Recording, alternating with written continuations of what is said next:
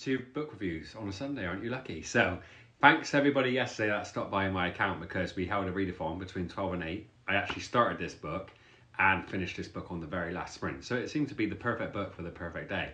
Now, this is Beyond Heaven and Hell, book 1. This is by Vecchi, as you can see. Look how beautiful this cover is. This is what compelled me to say yes to receiving this book. It's absolutely beautiful. I started this yesterday. By a halfway mark, I was a bit unsure. And I'll explain why. And I asked Becky to look into what this was categorized as. And it's categorized as it's like a YA 11 to 14 or 11 to 16 year old paranormal romance. Now, you know me, I'm not massive into romance whatsoever. And I'm not a massive YA reader. Exception of the rule is The Good Girl's Guide to Murder set, because that is bloody incredible. And that like pushes like even early adulthood. This writing style does have actually like similarities to the Shatter Me series, so not overly descriptive, but great enough so you can just glide through this story. So the first half of me, it took me a while to get into the rhythm of the switch ups of POV. So you've got Natalie, the main character, and then you've got like these demons, and it like switches and chops quite quickly. So sometimes I had to remember who I was and where I was. Whilst that took quite a long time for me to get into it, the second half of this book was a lot better. I'm just going to shout it out now. The end fight scene, incredible. So you've got humans, you've got angels, you've got demons.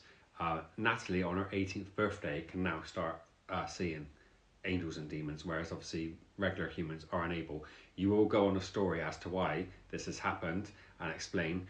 There is some great fighting scenes. However, for me, because I read like Chris Carter, and when I see someone being unalived and things like this, it's very gruesome.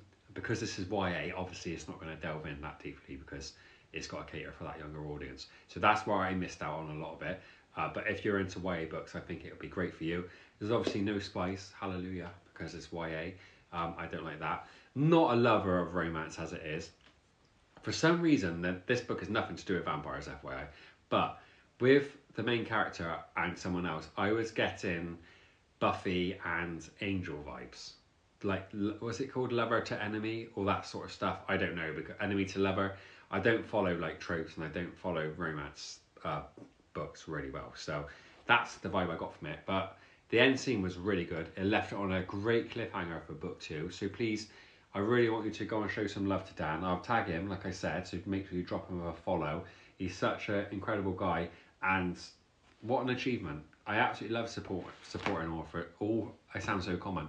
Supporting authors, because yeah, every book review helps. So even though I'm rating this 3 stars, I'm still highly recommending it. And I know if you're a YA lover and you like romance as well, could be a 5-star to a lot of people. So go and check this out, show Dan some love, and I need to start my next book and go into the new week reading One Dark Window. So sending lots of love. Hope everyone has a great start to their week tomorrow, and I'll be back on live tomorrow evening.